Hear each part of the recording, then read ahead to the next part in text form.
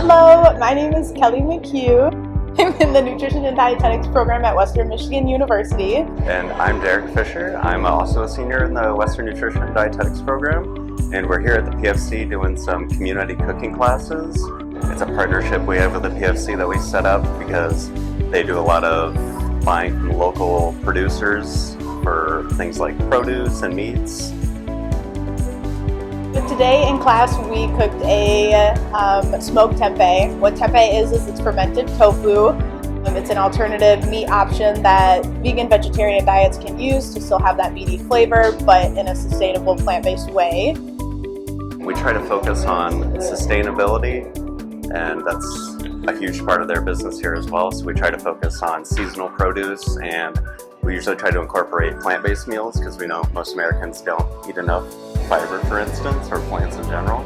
So we try to bring plant-based cooking to the forefront here and teach community members how to make things like produce, and whole grains, and beans taste good.